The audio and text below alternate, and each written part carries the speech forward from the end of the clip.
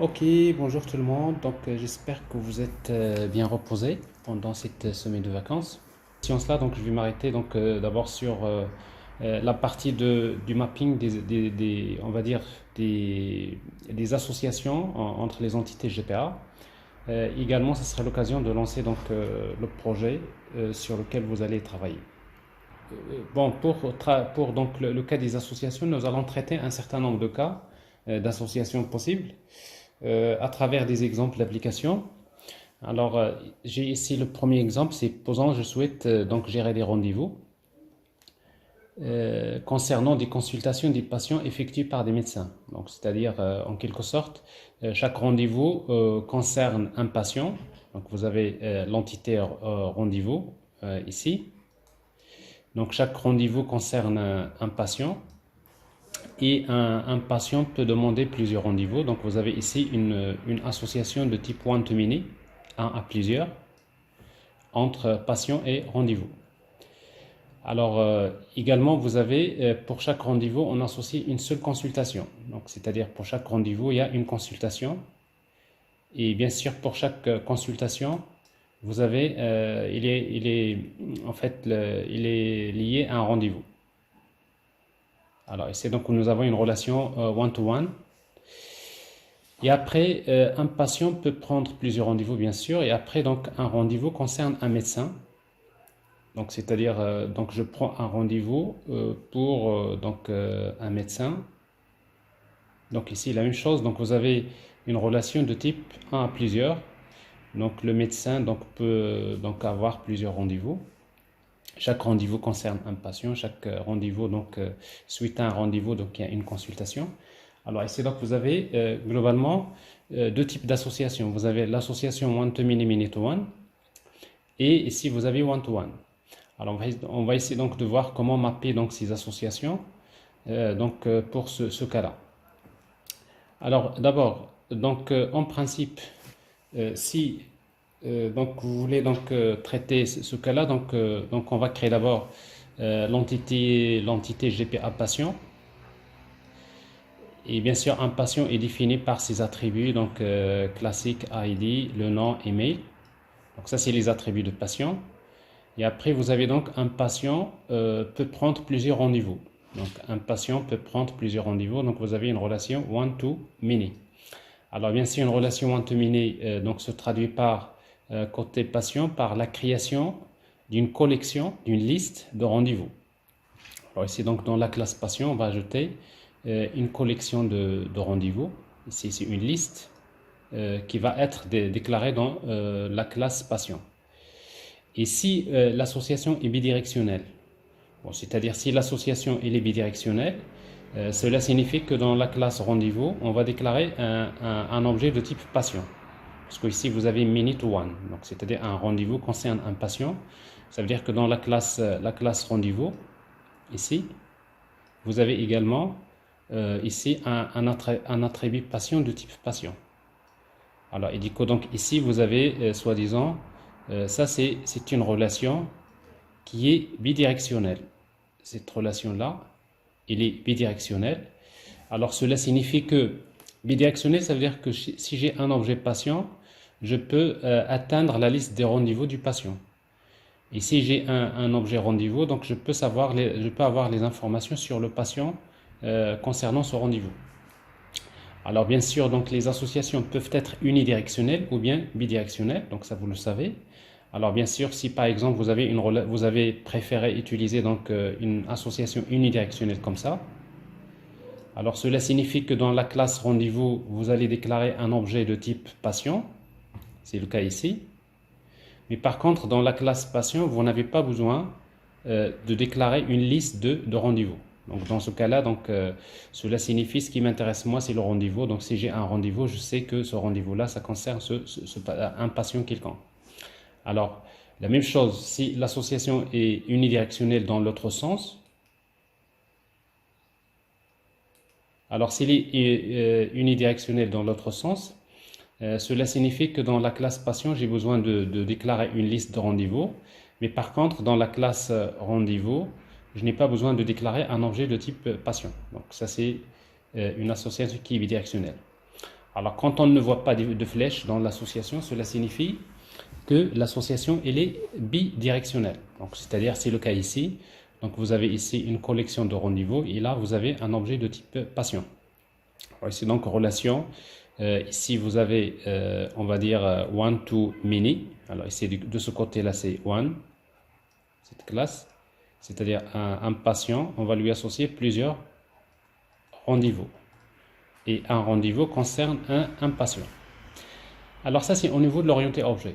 Alors maintenant, si vous déclarez, en fait, quand vous avez côté orienté objet, donc si vous dites ici, pour pouvoir déjà mapper cette association-là,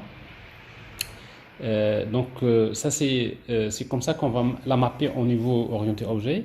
Alors maintenant, côté base de données, ça vous le savez, quand vous avez une relation one-to-many, donc ça va se traduire par la création de tables. Bon, il y a la table patient. Bon, la table patient qui va être définie par ses attributs. Il y a le ID, email, le nom. Et après, vous avez la table rendez-vous. Alors, dans la table rendez-vous, donc vous allez avoir donc les attributs ID, la date rendez-vous. Et après, vous avez notamment la clé étrangère. Donc, ici, donc, vous allez trouver patient ID. Donc, c'est la clé étrangère, c'est-à-dire que la clé primaire de patient devient clé étrangère au niveau du rendez-vous. Bon, c'est tout à fait normal. Donc, alors, dans le cas de relationnel, il n'y a pas la notion de bidirectionnel parce qu'en fait, généralement, dans le modèle relationnel, donc vous avez plutôt donc ici à chaque fois que vous avez une relation un à plusieurs, bah, automatiquement c'est donc la clé primaire, c'est-à-dire de la classe. Je parle bien de la classe parce que parfois il ne faut pas confondre avec le modèle entité-association. Donc la clé primaire de la classe patient devient clé étrangère dans la classe où il y a étoile ici, donc c'est-à-dire plusieurs. C'est la classe rendez-vous. Alors ici, donc ça c'est maintenant ça c'est au niveau relationnel. Alors maintenant au niveau de GPA, comment mapper, comment faire la relation? Eh bien, tout simplement, on va utiliser côté donc dans la collection de rendez-vous, vous aurez besoin d'utiliser la notation one to many. Alors pour indiquer que c'est une relation de type one to many, un à plusieurs. Et dans la classe rendez-vous, vous avez ici sur l'attribut patient, vous allez ajouter en fait un attribut, plutôt une annotation de many to one. Alors quand vous dites many to one, automatiquement ça veut dire qu'il y a quand vous dites one to many ou bien many to one, vous pouvez ajouter une autre annotation qui s'appelle joint column.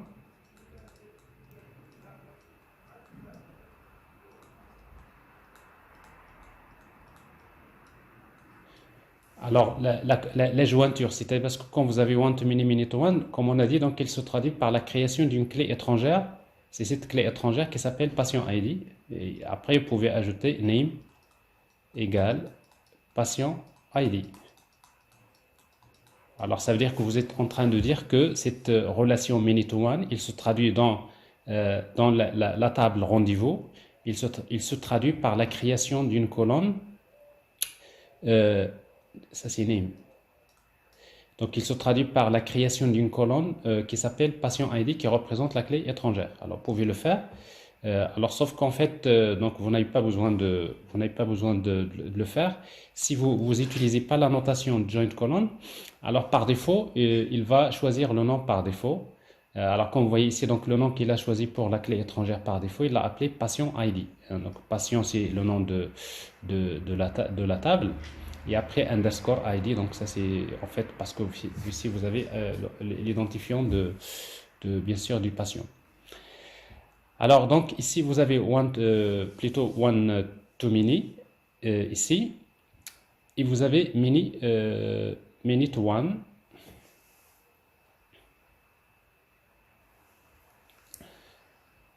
Alors maintenant pour indiquer quand vous avez une relation qui est bidirectionnelle, comme le cas ici, alors vous avez one to many, many to one, qui est bidirectionnel.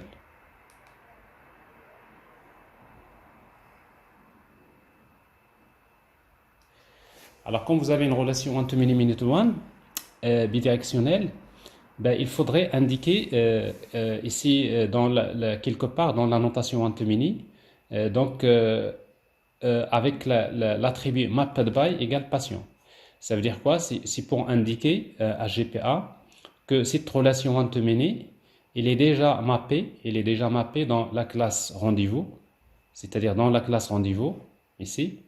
Il y a un attribut qui s'appelle patient, c'est celui-là.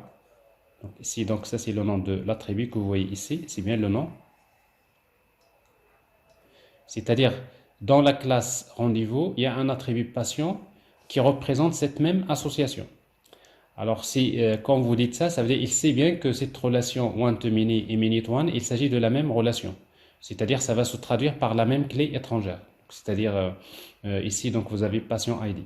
Alors, c'est important de le noter, c'est que quand vous avez une relation plutôt bidirectionnelle d'une manière générale, c'est que d'un côté, il faut toujours ajouter mapped by pour indiquer comme quoi cette relation one-to-many, elle est mappée également, elle est représentée dans la classe rendez-vous avec un attribut qui s'appelle patient.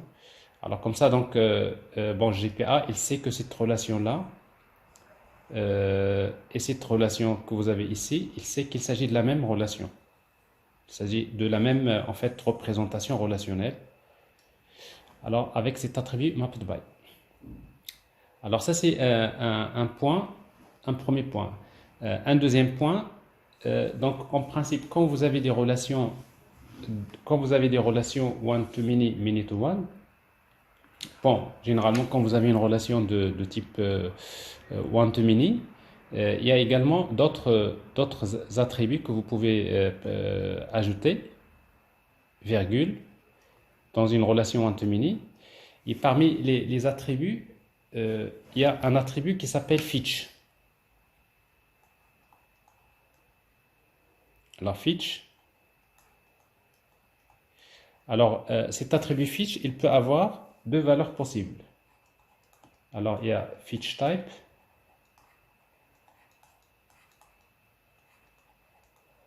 Alors on peut avoir deux valeurs possibles, soit le mode lazy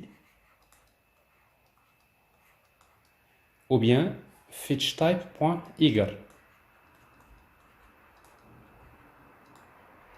Alors ça c'est deux modes qu'il faut bien comprendre dans le modèle relationnel.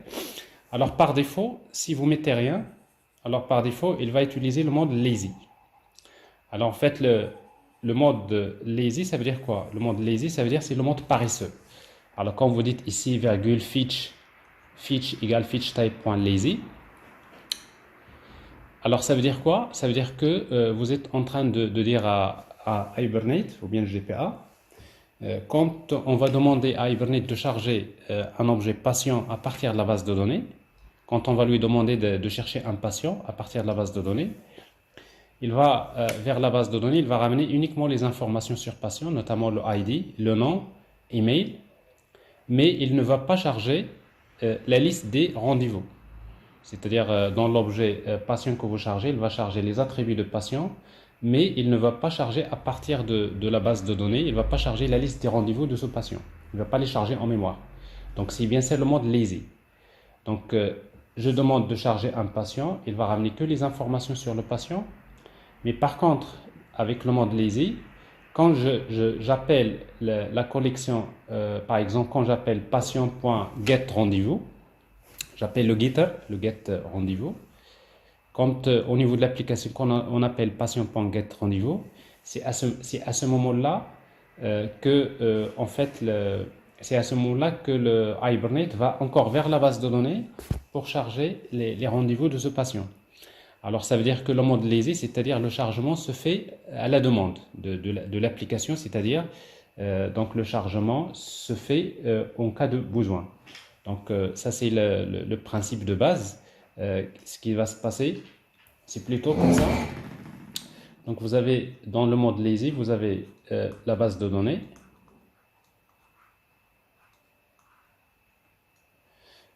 Donc vous avez ici, vous avez Hibernate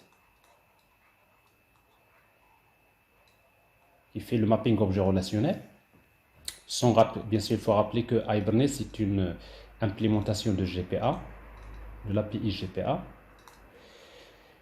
Alors ici donc quand vous appelez en principe ici par exemple quand vous dites quelque chose comme patient,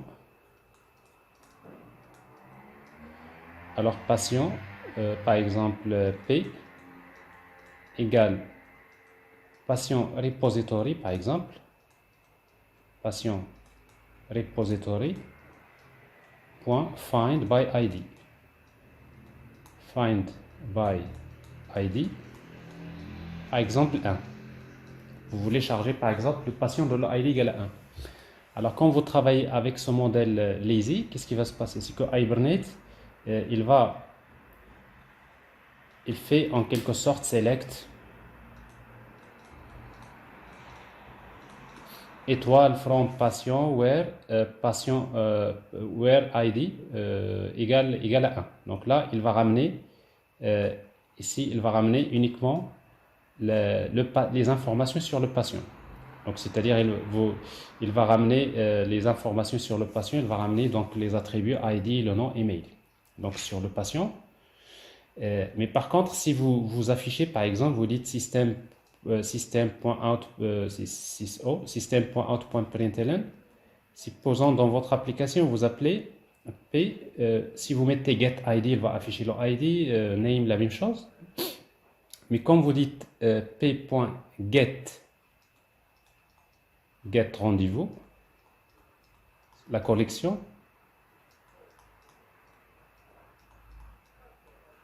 c'est-à-dire vous appelez la collection get rendez-vous de l'objet patient. Alors qu'est-ce qui va se passer avec le mode lazy quand on appelle get rendez-vous? C'est à ce moment-là que encore Hibernate il va vers la base de données pour charger les patients, plutôt les rendez-vous de ce patient. C'est-à-dire il va ramener les rendez-vous de ce patient-là. Donc ici, donc, il va ramener les rendez-vous. Alors ça, c'est le mode lazy. Le mode lazy, c'est-à-dire que quand vous demandez à Hibernate de charger un objet de type patient, ben, il ne va pas charger automatiquement la liste des rendez-vous de ce patient. Alors que si vous mettez le mode eager, c'est l'inverse. Alors si vous mettez plutôt le mode eager, qu'est-ce qui va se passer?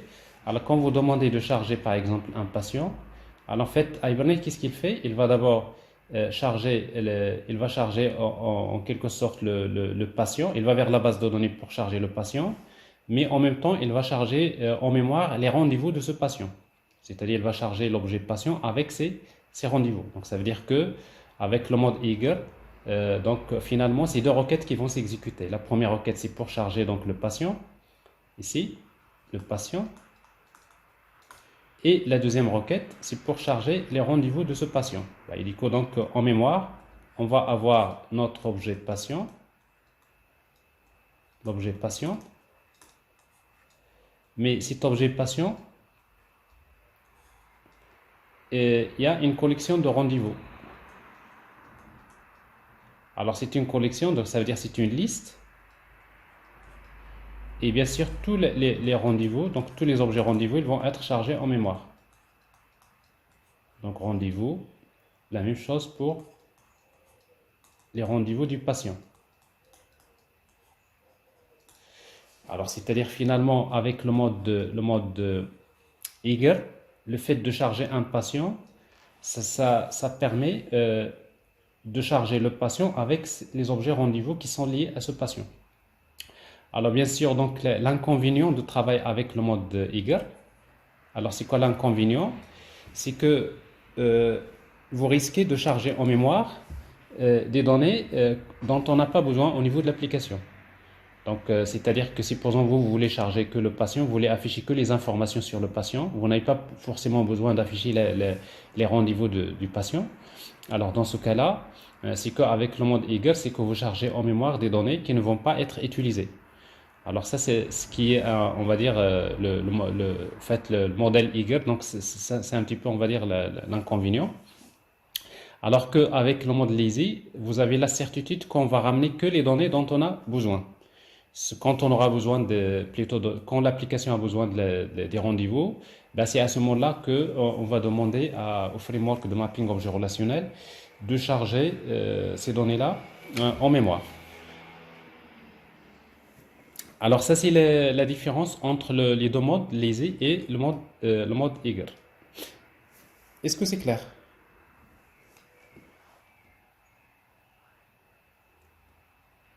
Très bien. Alors si vous voulez, il y a toujours un exemple que je donne à mes étudiants concernant l'explication de ce mode lazy et le mode eager. Vous savez que dans votre vie quotidienne, parfois, vous-même, il y en a ceux qui travaillent en mode lazy et il y en a ceux qui travaillent en mode eager. Alors, je vous donne juste un exemple dans votre vie quotidienne. Alors, ça arrive parfois, par exemple, que euh, chez vous à la maison, c'est que vos parents, par exemple, préparent la table du petit déjeuner. Et après, on se rend compte qu'on a besoin, par exemple, on a oublié le pain. C'est-à-dire, on a besoin du pain. Et après, on a besoin du pain. Alors on vous demande d'aller chercher le pain. Alors, qu'est-ce que vous allez faire? Donc, vous allez vous déplacer, vous achetez le pain, c'est-à-dire, on vous demande du pain, donc vous allez vous déplacer pour chercher le pain. C'est-à-dire, vous allez ramener uniquement ce qu'on vous demande. Donc, vous achetez le pain, et quand vous arrivez à table, et quand on commence à préparer donc la table du petit déjeuner par exemple, ou bien du déjeuner, et après on se rend compte que par exemple on a également besoin du fromage. Donc vous avez déjà fait un aller-retour ici, et après on s'est rendu compte qu'on a oublié le fromage. Et après à nouveau donc on va encore vous solliciter encore pour vous déplacer pour acheter du fromage. Donc, c'est quel mode ça? C'est que si on travaille, c'est-à-dire que quand vous allez vous déplacer, vous ne ramenez que ce qu'on vous demande. Alors, c'est quel mode? C'est le mode. Là, on est en mode lazy, tout à fait. Donc, ça, c'est le mode lazy, c'est-à-dire que. Alors, c'est quoi l'avantage? Bon, l'avantage, c'est que vous êtes sûr de ne ramener que les choses dont on a besoin. Alors, ça, c'est le mode lazy. Mais l'inconvénient, c'est quoi? L'inconvénient du mode lazy, c'est que vous allez faire, c'est-à-dire plusieurs allers-retours vers la base de données. Bon, c'est donc, pour vous, c'est l'épicier ou le- la supérette. Donc, le mode lazy, c'est que votre application, elle fonctionne au fur et à mesure qu'elle a besoin d'accéder à quelques attributs d'association. À chaque fois qu'on a besoin d'un attribut d'association, c'est à ce moment-là qu'on va encore vers la base de données pour chercher les données et les rendre à la couche présentation, par exemple, de l'application.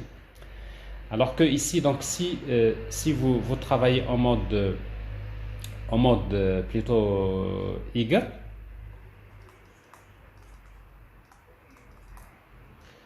alors si vous travaillez en mode eager, donc on vous demande, on a besoin d'acheter du pain, alors vous allez vous déplacer sur place, vous achetez le pain, et quand vous êtes sur place, vous achetez le pain, mais après vous commencez à vous poser la question, vous dites, ah bon, il se peut qu'on aura besoin du fromage, vous achetez du fromage. Et vous dites, il se peut aussi qu'on aura besoin de la confiture, vous achetez la confiture. Donc vous ramenez, finalement, on vous a demandé le pain, mais vous avez finalement ramené quoi? Vous avez ramené le pain, vous avez également acheté le fromage, et vous avez également acheté la confiture. Alors tout ça, vous les avez ramenés. Alors ici, donc, c'est quoi l'avantage? L'avantage de Eager. L'avantage, c'est que si réellement on avait besoin de tout ça, c'est-à-dire si on avait besoin de tout ce que vous avez ramené, donc c'est que vous avez gagné du temps. C'est-à-dire, si vous voulez, vous avez ramené les données d'un seul coup. Ça, c'est l'avantage. Mais l'inconvénient, c'est quoi? L'inconvénient, c'est que euh, euh, vous risquez avec ça. Donc, si on n'avait pas besoin de tout ça, finalement, vous avez acheté quelque chose qu'on ne va pas utiliser. Donc ça, c'est en quelque sorte le coût des deux modes lazy et eager. Alors la même chose pour les frameworks de mapping objet relationnel. C'est très important. Tous les frameworks de mapping objet relationnel, à chaque fois qu'il y a une relation, entre les associations, il faut toujours indiquer généralement que la relation, est-ce qu'il fonctionne en mode lazy ou bien en mode eager. Alors par défaut, si vous mettez rien, alors par défaut, c'est le mode lazy qui est utilisé. Dans la majorité des cas, c'est le mode lazy qui est utilisé. Et après, il y a des situations dans lesquelles on utilise forcément le mode eager. Par exemple, alors quand vous dites par exemple, quand vous avez une composition, c'est-à-dire vous avez une relation de type composition, vous avez par exemple une classe voiture, par exemple, une classe voiture qui se compose par exemple d'un moteur.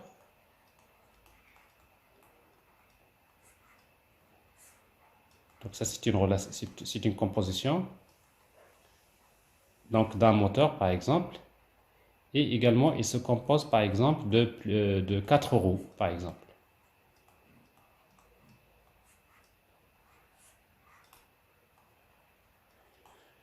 Ici 4 roues. Alors dans ce cas-là, donc vous avez ici une composition. Donc ça veut dire que ici, vous savez que quand vous demandez de charger une voiture, c'est-à-dire une voiture sans moteur et sans roues, ça n'a pas d'intérêt. Donc c'est-à-dire vous savez pertinemment que à chaque fois que vous demandez à l'application de charger une voiture, vous avez besoin également de charger le moteur et les roues donc le moteur et les roues de la voiture. Alors dans ce cas-là, si par exemple à chaque chargement d'une voiture, on a toujours besoin du moteur et des roues, donc si vous voyez que dans votre application, à chaque fois qu'on charge une voiture, on a besoin du moteur et des roues, alors dans ce cas-là, ici vous pouvez utiliser le mode eager, carrément.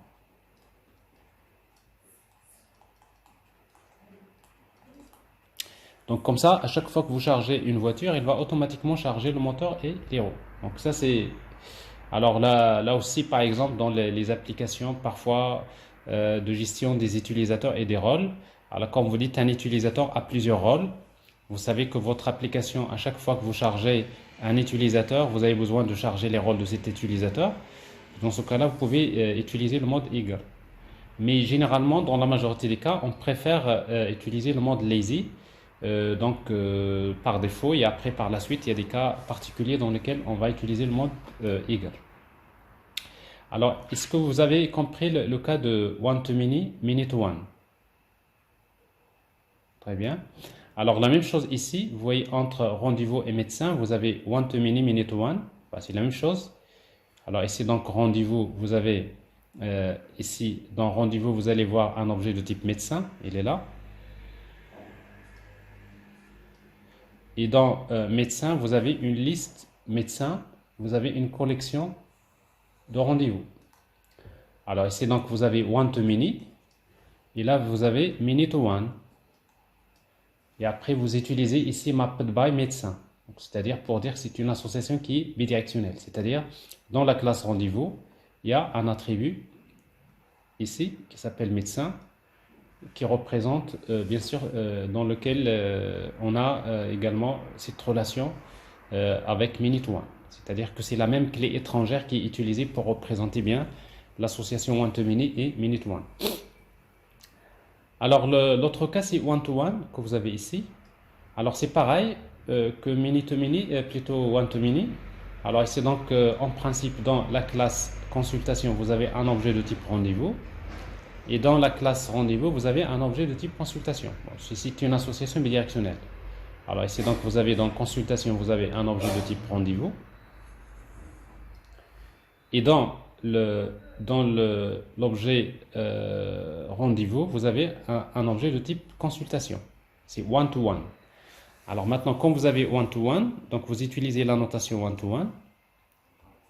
Et vous savez, quand vous avez une relation one-to-one, donc vous avez une clé étrangère qui va être placée soit dans la table rendez-vous, soit dans la table consultation. Alors ici, donc l'endroit où vous voulez placer la clé étrangère, c'est là où vous allez ajouter mapped by. Alors quand vous dites mapped by consultation, c'est que ici dans la table dans la table consultation, vous allez avoir le ID de la consultation, la date, le prix de la consultation, et après vous avez le rapport. Plutôt donc c'est plutôt l'inverse. Donc ici mapped by consultation, ça veut dire que vous êtes en train d'indiquer que la clé étrangère elle est représentée dans la classe rendez-vous. Ici, dans la classe rendez-vous, vous avez un attribut de type consultation. Ça veut dire que la clé étrangère, il va être représenté à ce niveau-là dans la classe rendez-vous. Donc, il est mappé dans la classe rendez-vous. Donc, ça veut dire que dans la table rendez-vous, vous allez avoir ici consultation ID.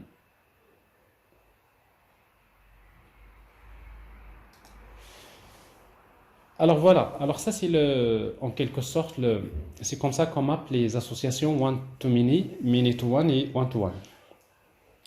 C'est clair? Pas de questions?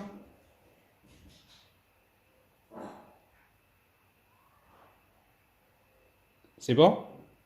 Ok, très bien. Alors maintenant pour le cas de many-to-many. Alors je prends l'exemple classique d'un utilisateur. Oui?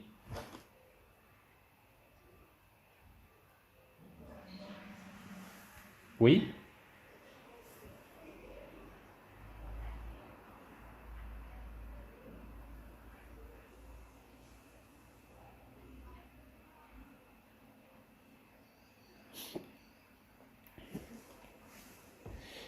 En fait, quand vous avez une relation bidirectionnelle, c'est ce que je disais tout à l'heure, quand vous avez une relation bidirectionnelle, c'est que le mapped by, on le met uniquement dans un côté.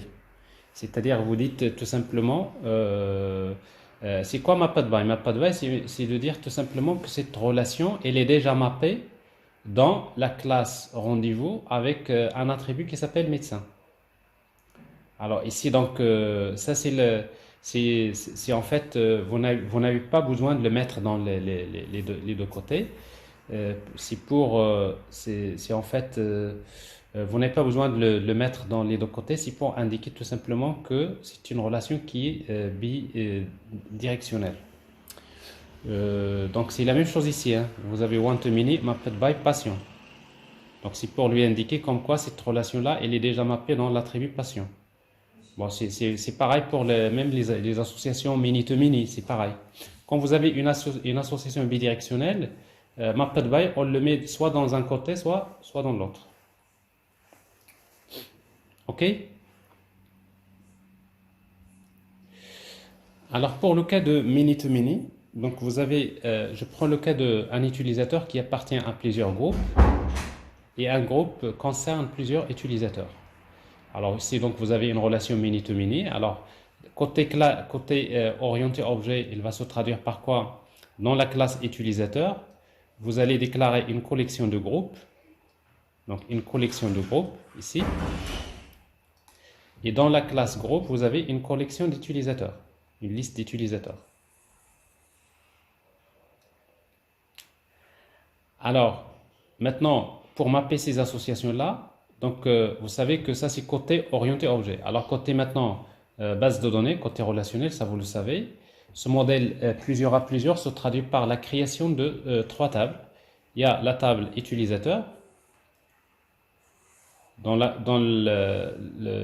laquelle vous avez le ID, le username, password, etc. Vous avez la table groupe qui va se créer, dans laquelle vous avez donc le ID, le groupe name, etc. Et après, vous avez une table d'association qui va se créer. Alors, dans cette table d'association, donc on va avoir donc les clés étrangères des deux tables, c'est-à-dire que la clé primaire de utilisateur devient clé étrangère ici, utilisateur ID. Et dans la même chose ici, la clé primaire de groupe devient clé étrangère ici. Vous avez groupe ID. Et dans ce cas-là, donc généralement, la clé primaire donc, de cette table, c'est l'association des deux clés étrangères. Donc ça, vous le savez, c'est le modèle, on va dire, relationnel. C'est comme ça que ça se passe. Alors maintenant, si vous voulez maintenant mapper ce modèle-là, Donc vous allez utiliser ici, vous avez ces mini to mini et là vous avez mini to mini. Bon, la même chose, vous avez toujours ici Fetch. Alors vous voyez donc Fetch type eager et là Fetch type eager. Alors je le précise clairement, ça veut dire quoi eager? Donc c'est ce que je viens de dire. Ça veut dire je sais que à chaque fois que je demande de charger un utilisateur, il va automatiquement charger les groupes de cet utilisateur, c'est-à-dire les groupes auxquels appartient cet utilisateur. Et à chaque fois que je demande de charger un objet groupe, il va également automatiquement charger en mémoire la liste des utilisateurs appartenant à ce groupe. Alors c'est bien ça eager. Bon. Sinon, on peut mettre lazy, par défaut c'est lazy. Alors la même chose maintenant, quand vous avez une association bidirectionnelle, donc automatiquement, il faudrait, en fait, quand vous avez une relation many-to-many, donc automatiquement, il crée une table d'association. Donc il crée une table d'association. Alors si vous voulez, par défaut, cette table d'association, il lui donne le nom groupe utilisateur. Ça c'est par défaut. Mais si vous voulez spécifier le nom de la table d'association, vous avez ici une autre annotation qui s'appelle join table, que vous pouvez ajouter. Joined table, dans laquelle vous pouvez spécifier d'autres informations, le nom de la table, etc. Donc tout ça, vous pouvez l'utiliser. Alors si on n'utilise pas en fait join table, on la spécifie juste après le many to many. On met, c'est-à-dire juste après many to many, on peut ajouter join table. C'est pour spécifier les informations sur la table de jointure. Alors, en l'absence de join table, donc il va automatiquement créer une table qui s'appelle groupe utilisateur. Ok, généralement, c'est un nom qui est convenable. Alors maintenant, pour lui indiquer la même chose, qu'il s'agit d'une association qui est bidirectionnelle, vous voyez ici, donc, soit de ce côté-là, ou bien de l'autre côté, vous allez ajouter mapped by. Alors ici, donc, vous voyez donc mapped by utilisateur. Ça veut dire que vous êtes en train de lui dire dans la classe groupe, j'ai un attribut qui s'appelle utilisateur. C'est bien cet attribut-là. C'est le nom de l'attribut.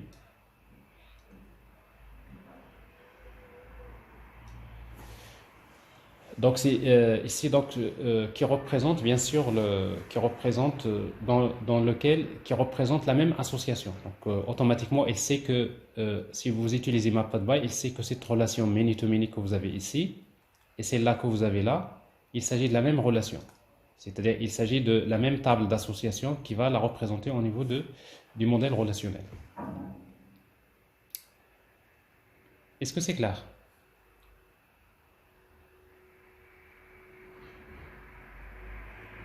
Ok. Alors, maintenant, donc là, c'est le cas de many to many. Alors, voyons maintenant le cas de many to many. Bon, alors, si vous voulez, bon, ça c'est le même cas de tout à l'heure.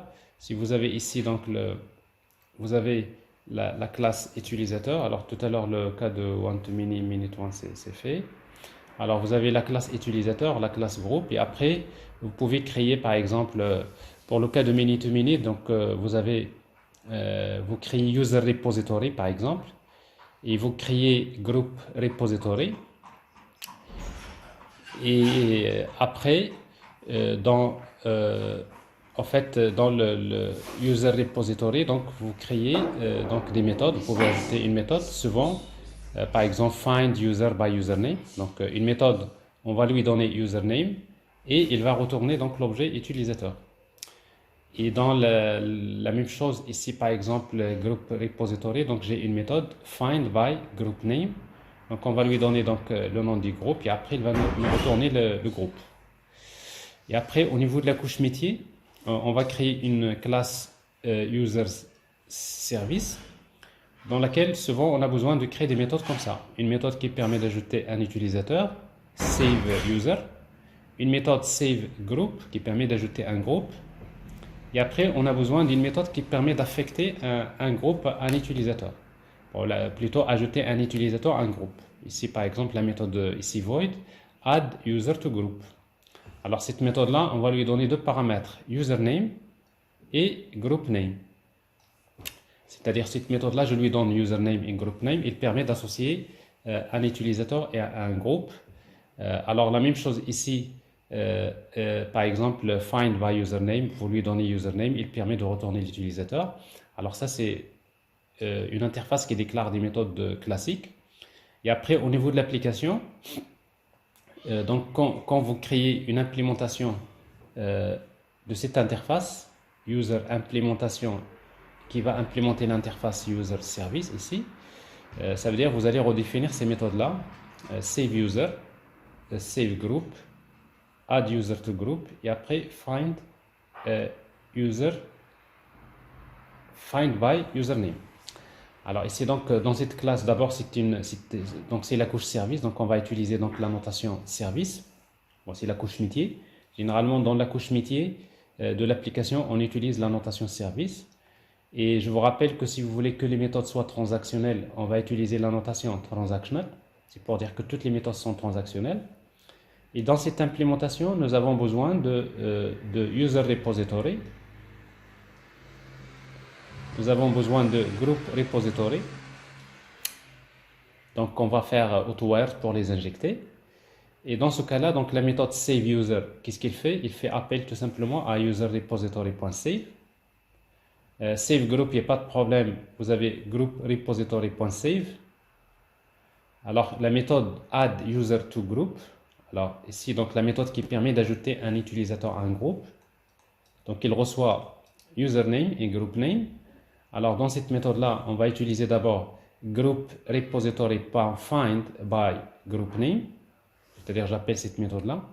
Donc je lui donne le nom du groupe et il permet de me retourner le groupe. Donc je charge le groupe d'abord et après la même chose, donc user repository.find by username, donc je charge l'utilisateur également. Donc je charge l'utilisateur, je charge l'objet groupe et après je vais ajouter l'utilisateur au groupe en utilisant groupe, l'objet groupe, .get utilisateur, donc j'accède à la collection utilisateur. Et j'ajoute avec la méthode add, j'ajoute l'utilisateur.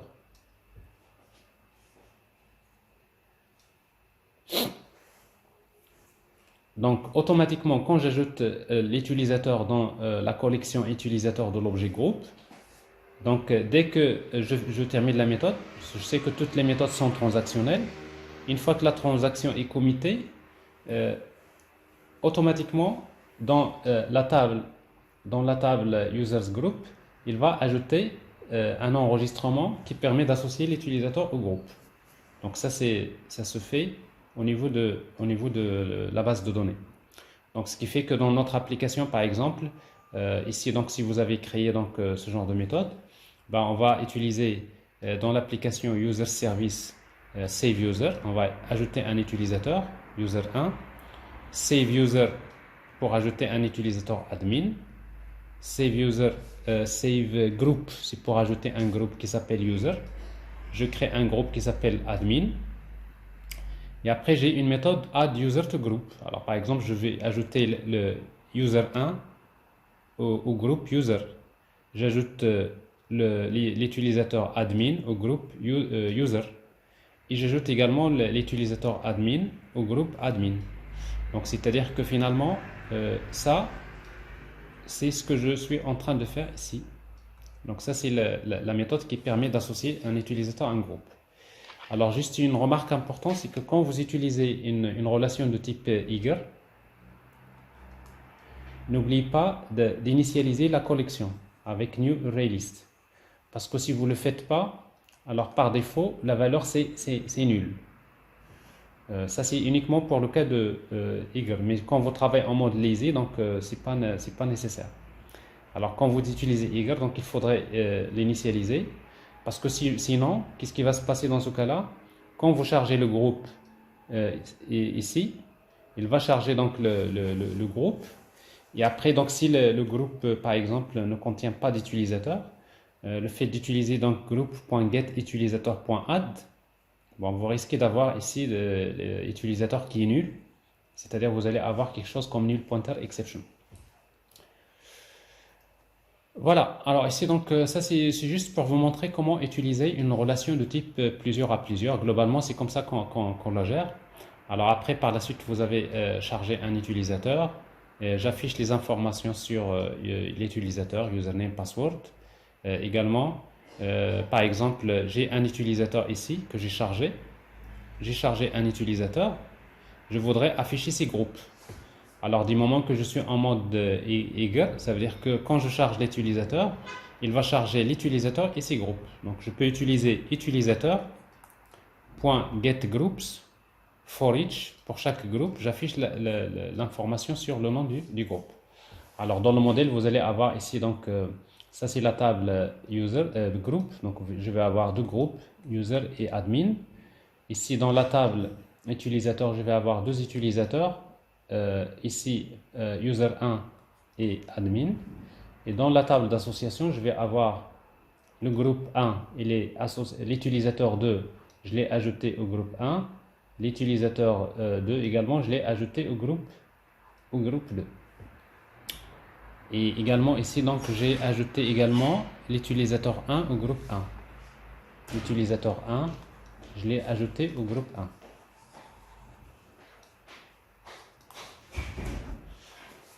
Est-ce que c'est clair pour le cas de many-to-many?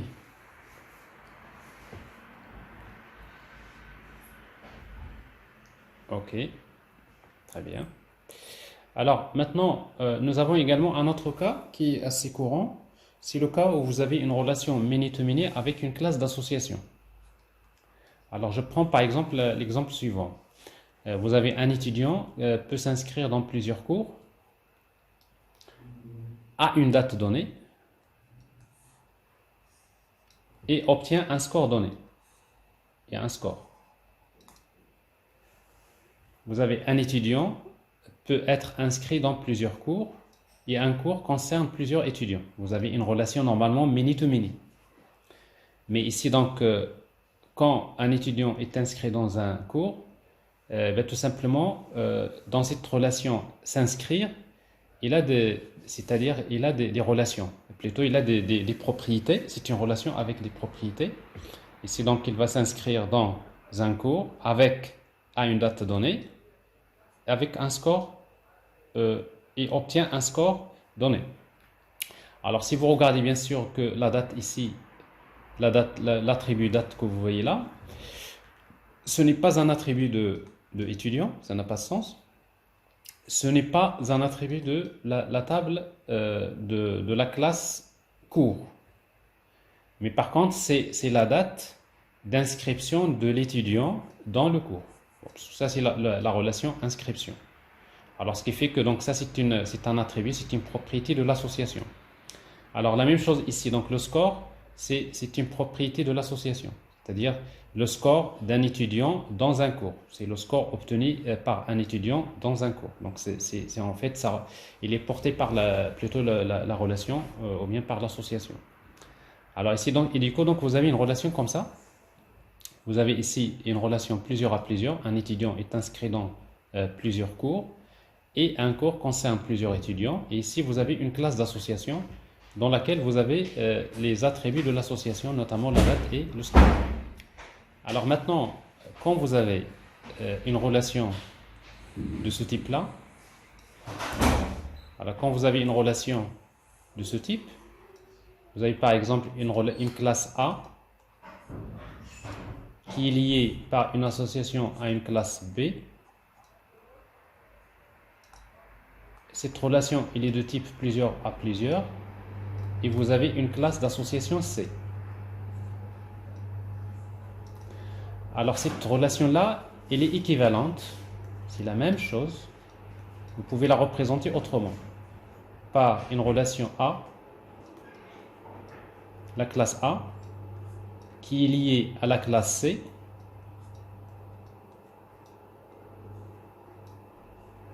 Et la classe C est liée à la classe B. C'est la même chose. Alors, les relations sont de type. Donc, vous avez ici, plutôt A, il est lié à un objet C.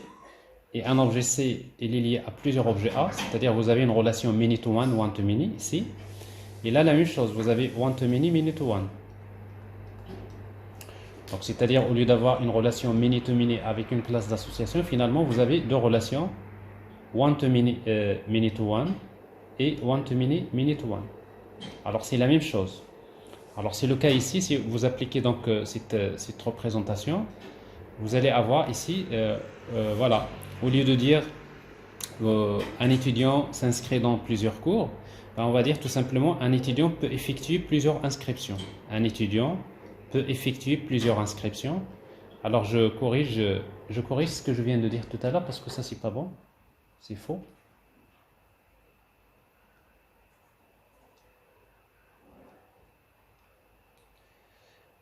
C'est plutôt ça, c'est que une relation 1 à plusieurs comme ça, et là vous avez plusieurs à 1.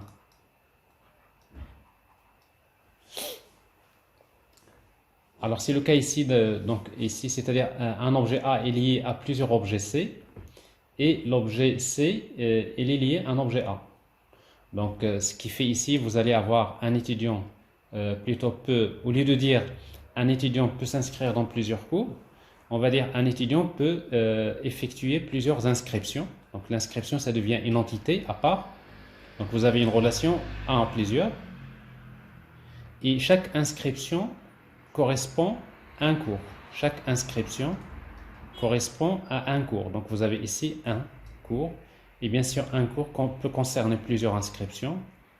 Et également, une inscription concerne un seul étudiant. Et un étudiant peut effectuer plusieurs inscriptions. Alors ça, c'est pareil. C'est-à-dire vous allez avoir plutôt finalement ce modèle many-to-many avec une classe d'association. Au niveau du mapping objet relationnel, vous pouvez le représenter par ici donc des relations de type one-to-many, many-to-one, ici. Alors si vous voulez le représenter, vous allez avoir le cas classique. Donc vous avez dans la classe cours, vous allez avoir une collection d'inscriptions. Dans la classe cours, vous allez avoir une collection d'inscriptions ici, avec one-to-many. Donc vous voyez, donc un cours peut concerner plusieurs inscriptions. Vous avez un étudiant donc peut effectuer plusieurs inscriptions. Ça veut dire que dans la classe étudiant, vous avez une liste d'inscriptions. Vous avez une collection. Vous avez une collection d'inscriptions. Et la même chose ici, par contre, vous avez dans inscription, vous avez un objet de type étudiant. Many-to-one.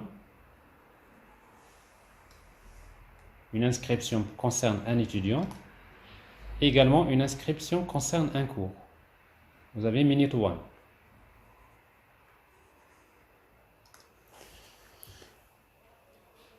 Voilà, donc finalement, vous avez one-to-many, many-to-one. Et la même chose, donc vous allez avoir mapped by ici étudiant. Et là, vous avez mapped by cours. Donc c'est parce qu'il s'agit d'une association bidirectionnelle. Alors généralement, quand on est dans ce genre de modèle, souvent dans la majorité des cas, plutôt on est dans cette solution comme ça, une relation unidirectionnelle.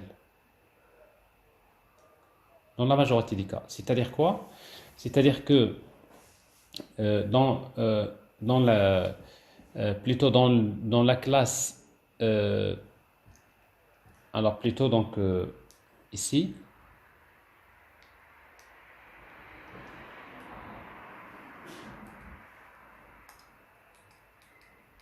alors si vous avez une association unidirectionnelle, ça veut dire que vous avez un étudiant qui peut effectuer plusieurs inscriptions. Ici donc j'ai la liste des inscriptions. Et dans inscription, il est lié à un cours, c'est-à-dire un étudiant peut effectuer plusieurs inscriptions et chaque inscription concerne un cours. Alors dans ce cas-là, si à partir d'un objet cours, je peux pas atteindre les inscriptions, et à partir de l'objet inscription, je ne peux pas atteindre le cours. Alors si c'est le cas ici, vous pouvez utiliser une association ici bidirectionnelle, c'est-à-dire si j'ai un objet inscription, je peux également afficher les informations sur l'étudiant de cette inscription, ce qui est plutôt assez logique. Mais par contre, ici, par exemple, à partir d'un cours, est-ce que vous voulez savoir la liste des inscriptions? C'est-à-dire, si votre application, à partir d'un cours, vous voulez afficher la liste des étudiants, alors dans ce cas-là, il faudrait que l'association soit bidirectionnelle. C'est-à-dire, à partir de l'objet cours, directement, je peux atteindre facilement la liste des inscriptions. Alors, dans ce cas-là, si vous êtes dans ce genre de situation, donc plutôt donc, vous gardez une association bidirectionnelle. Alors, dans tous les cas, les associations bidirectionnelles, bon, c'est toujours, ça veut dire que vous êtes, c'est-à-dire vous traitez tous les cas possibles. Donc, vous pouvez toujours privilégier les associations bidirectionnelles. Mais par contre, si vous êtes sûr que finalement l'un des sens n'est pas forcément exploité dans l'application, alors dans ce cas-là, vous pouvez tout simplement vous limiter à des associations unidirectionnelles au lieu d'utiliser des associations bidirectionnelles. Bon, bien sûr, tout ça, c'est en fonction du besoin fonctionnel de l'application. Alors, quels que soient les cas, unidirectionnels ou bien bidirectionnels, vous arriverez c'est-à-dire, il y a toujours des solutions qui vont vous permettre de créer votre application sans aucun problème. Mais sauf que, bien sûr, le fait d'utiliser une association bidirectionnelle, ça permet de faciliter la navigation entre les différents objets de l'application. Est-ce que c'est clair?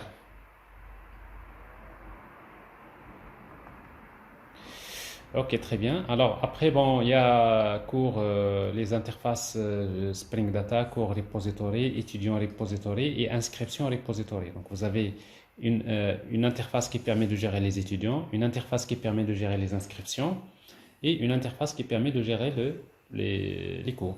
Voilà. Alors par exemple ici, si vous voulez, supposons vous voulez la liste des inscriptions dans un cours. Alors, vous pouvez dans inscription repository écrire une méthode comme find by cours et vous lui donnez un objet de type cours directement. Alors, si vous lui donnez un objet de type cours, ben, tout simplement, il va chercher les inscriptions correspondant à ce cours. Alors, forcément, il y a plein de choses que vous pouvez ajouter avec find by. Vous pouvez toujours naviguer entre les différentes associations sans aucun problème. Voilà, alors je pense ça c'est le cas des inscriptions. Alors après, par exemple, ici, dans la même chose, dans ce genre d'application, vous allez utiliser étudiant repository save pour enregistrer les étudiants. Vous avez cours repository, c'est pour enregistrer les cours. Alors par exemple, ici j'ai enregistré ici pardon.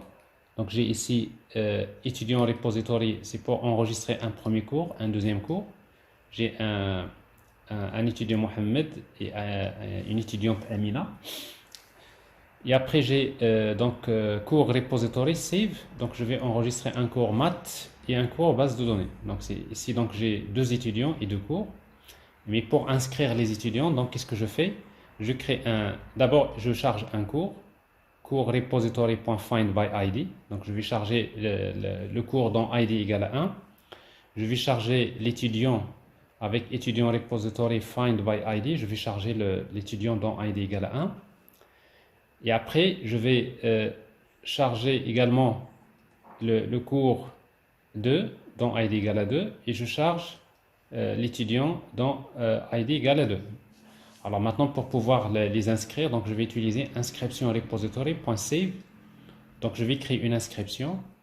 Alors c'est quoi la date? C'est la new date. Ici, ça c'est le score. Et ça c'est pour quel étudiant? Donc je vais enregistrer une inscription pour l'étudiant ET1. Alors ET1 c'est cet étudiant-là que j'ai ici.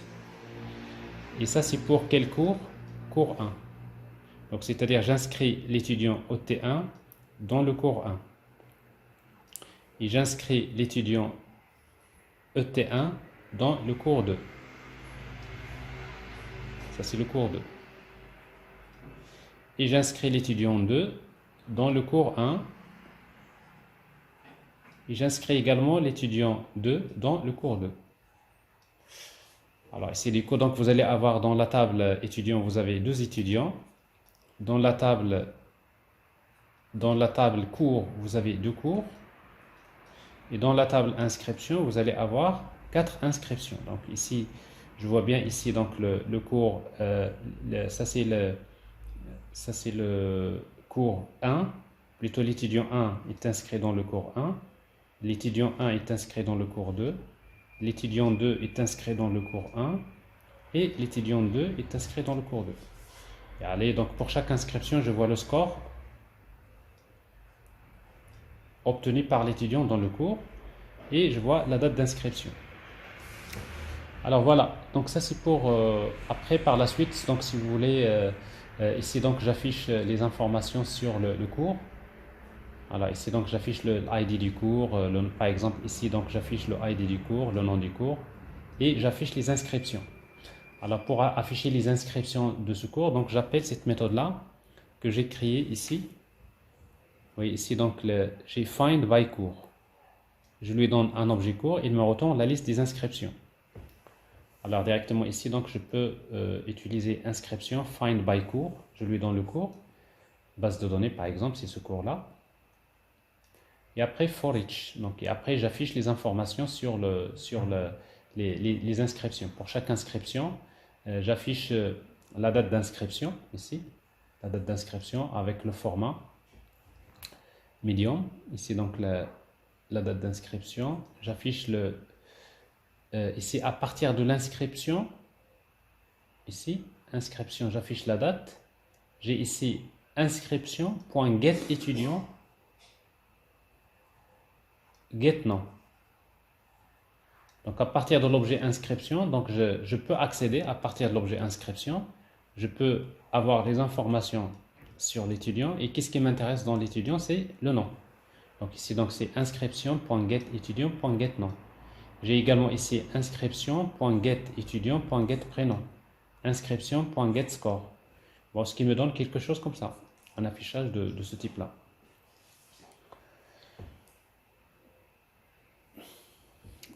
Est-ce que c'est clair? Voilà, c'est parfait. Alors ça, tout ça, vous pouvez bien sûr, vous, dans votre machine, tester ces exemples-là. Ils sont très pratiques pour comprendre ces cas relationnels. Alors pour le dernier cas, c'est le cas de l'héritage. Alors ici, généralement, en fait, vous savez que l'héritage, c'est quelque chose qui existe dans l'orienté objet, mais dans les bases de données relationnelles, il n'y a pas de relation d'héritage. Donc, il n'y a pas d'héritage dans les bases de données relationnelles. Donc ça veut dire qu'on va se poser la question comment mapper, comment représenter l'héritage dans les bases de données relationnelles. Donc il faut savoir que quand vous êtes dans l'orienté objet, il existe donc trois stratégies pour mapper l'héritage. Il y a trois stratégies. Il y a d'abord ce qu'on appelle la première stratégie, c'est ce qu'on appelle single table. La deuxième stratégie, c'est table per class. La troisième stratégie, c'est joint table. Donc je vous explique. Alors je prends un exemple. Supposons que vous créez une application qui permet de gérer des personnes. Chaque personne est définie par son ID, le nom, la date de naissance. Bon, la date de naissance qui est de type date. Et après, ici, donc, vous gérez deux types de personnes, soit l'étudiant, soit enseignant. Donc, ici, vous avez un étudiant, c'est une personne, c'est-à-dire vous avez la classe étudiant hérite de la classe personne. Et après, on va ajouter l'attribut note, par exemple. Et un enseignant, également, c'est une personne. Vous avez la classe personne hérite de la classe personne, la classe enseignant hérite de la classe personne. Bien sûr, donc je spécifie un autre attribut qui est la matière.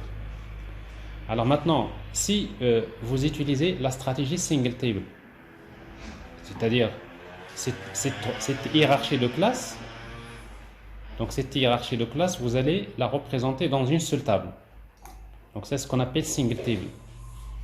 Alors si vous voulez utiliser donc le single table, qu'est-ce qui se passe? C'est que vous allez avoir une seule table qui s'appelle personne, dans laquelle vous allez avoir ID personne, et après vous allez ajouter une colonne type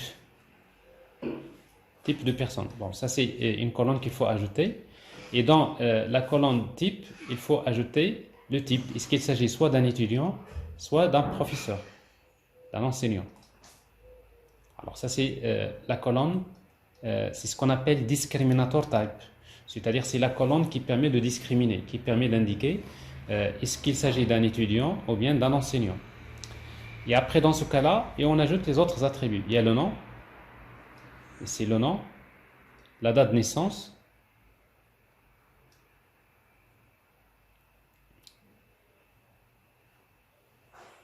j'ajoute la note et j'ajoute la matière. Ça, c'est la note normalement ne concerne que les étudiants et la matière ne concerne que les enseignants. Mais tout ça, on va l'ajouter dans la table. Ici, donc, vous allez avoir ID, le type de personne, le nom, la date de naissance, la note et la matière. Alors, dans ce cas-là, quand on enregistre un étudiant, par exemple, plutôt une personne 1, il est de quel type? Étudiant, il a un nom, il a une date de naissance. Mais par contre, comme il s'agit d'un étudiant, c'est quoi sa note? C'est 15. Mais par contre, la matière, vous voyez, donc pour un étudiant, la colonne matière n'a pas de sens, n'a aucun intérêt. Alors dans ce cas-là, il va rester nul. Alors par exemple, pour la deuxième ligne, étudiant avec ID égale à 2, donc c'est un prof, il a un nom, il a une date de naissance. Et la même chose ici pour un prof, la colonne note, c'est une colonne qui n'a pas de sens. Donc il va rester nul. Mais par contre, la matière, on va lui spécifier une valeur. Par exemple, maths. Alors ça, c'est la stratégie single table. Alors c'est quoi l'avantage de la stratégie single table? Bon, l'avantage, c'est que toutes les personnes, que ce soit les enseignants et les étudiants, sont stockées dans la même table. Et vous savez que quand vous utilisez une seule table, c'est plus rapide de chercher les données. Donc, c'est-à-dire au niveau modèle relationnel, c'est plus rapide de chercher les données dans une seule table que de chercher les données dans plusieurs tables. Alors ça, c'est le modèle single table. Alors dans la majorité des cas, c'est le modèle single table qui est privilégié quand vous avez une relation d'héritage. Mais ce modèle single table, il a un inconvénient. Alors, l'inconvénient principal, c'est justement, c'est ce que vous voyez là, c'est nul que vous voyez là.